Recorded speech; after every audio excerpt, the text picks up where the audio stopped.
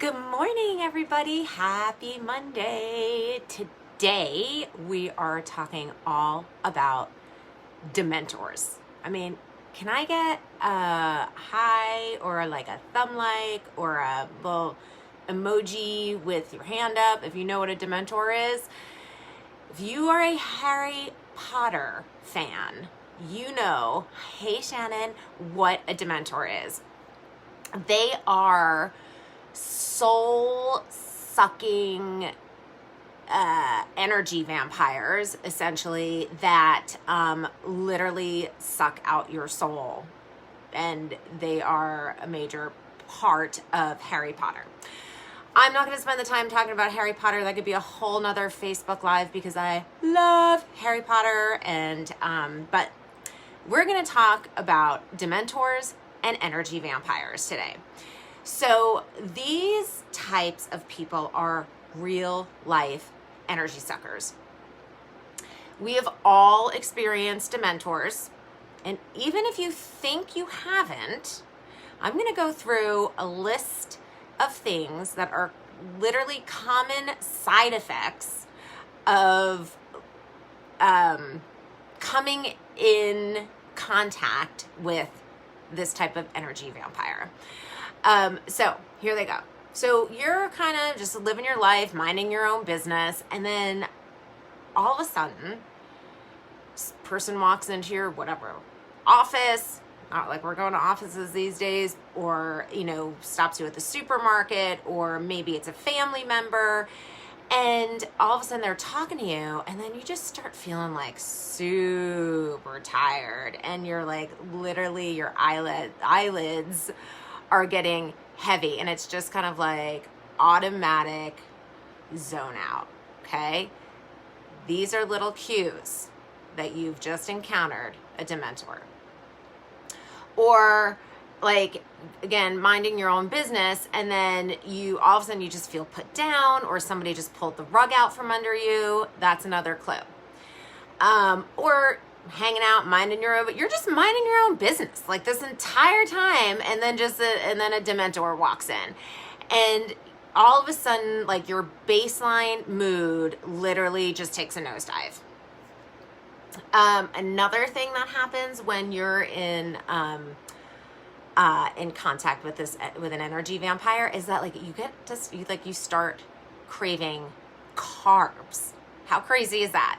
Or any sort of comfort food, because what happens with empaths is we often go to comfort food, and especially for me, carbs, to dull out all of the intense negative energies that we pick up. And also what's common with empaths is using like recreational drugs or drinking to literally numb out the intense feelings and energies. Eating comfort food is another version of this. Again, you're talking to this person, and all of a sudden you feel like slimed or toxic or agitated. Here's another one. Do they corner you and tell you their life story? Me. This is like literally why I went into this field, because I was like, no matter where the hell I go, people are telling me their life story. Some of them are fascinating and super interesting, and then other times it's just like, again, it's like that wall of words. Well, I'll get into that in a minute. Also, another way that the energy vampire Dementor shows up is if they're constantly talking bad about other people or gossiping.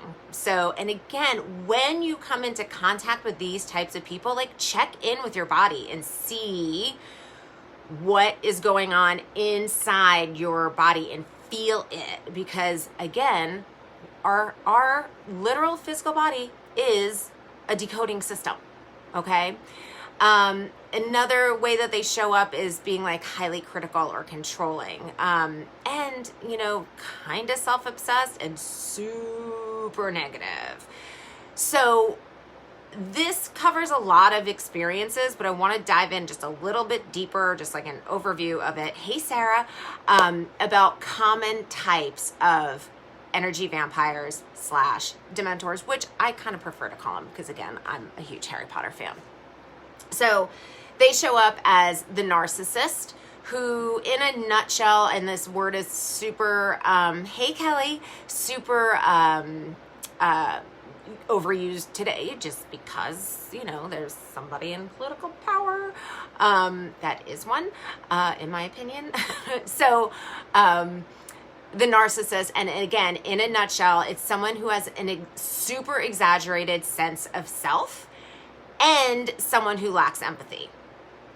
They could show up as the victim, which by now, you know, is the wah, poor me, life is happening to me and not for me, and basically the Eeyore of Winnie the Pooh. Super draining.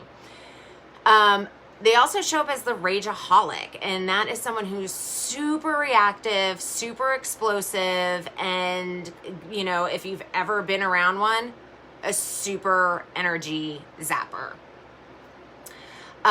Here's the interesting one, the talker. Oops, okay, it just said that they were trying to reconnect. My internet, I don't know what the hell is going on with it these days, but it's like super wonky. So I hope you guys are still there. Can I get like a thumbs up to like see if you guys are still there? Okay, so the nonstop talker. That's where I was. So there is a psychological concept called the wall of words.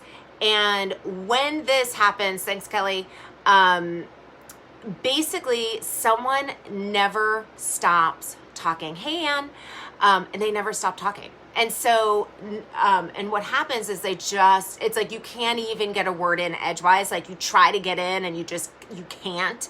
And even somebody like me who could usually get in there and shut it down has trouble also, because you're just sitting there you're getting zapped. And so what happens with a wall of words is the psychological concept that if I keep talking at you instead of with you in a conversation, not only can you not get a word in edgewise, but you can't even get in there to ask them questions about themselves. So it's a total defense of don't even try to talk to me or ask me any questions, because I'm just going to keep, you know, talking at you, and you can never actually even get to know the person because all they do is talk at you, and it's just nonstop talking, which, you know, might not be a bad thing, right?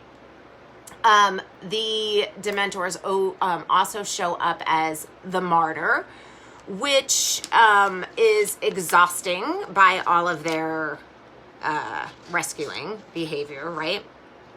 Also the drama queen, drama king, and we all know somebody who is this drama queen, right? And it's like you could literally feel the energy suck right out of you as they swirl in with all of their drama, right? Like they literally are like energetic tornadoes.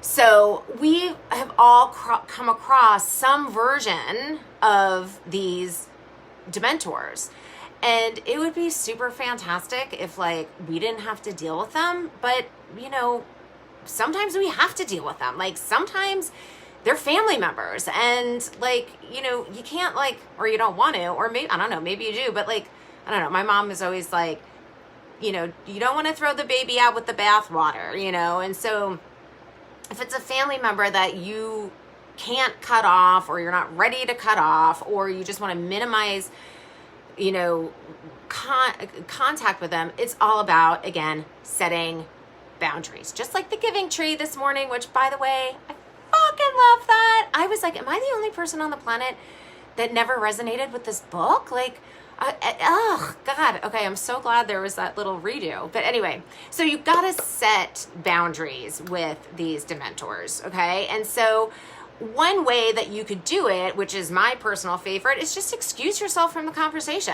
Like, I literally am like, oh, you know, okay, great. I gotta go run to the bathroom. I'll see you later or whatever. Like, sometimes I think people must think that I have like the smallest bladder like in the world because I'm just trying to get out of conversations sometimes.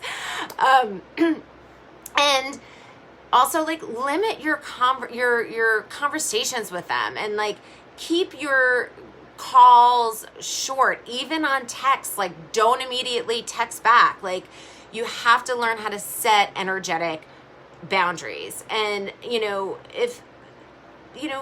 if they happen to also be the complaining type, which a lot of energy vampires are, where they're just droning on about all of their complaints, use your voice. Which is the other, you got to use your voice when you're setting boundaries. And, say to them that you could help them come up with solutions. But if you're just going to be venting, then we've got to limit it to a couple of minutes because I can't fucking take it.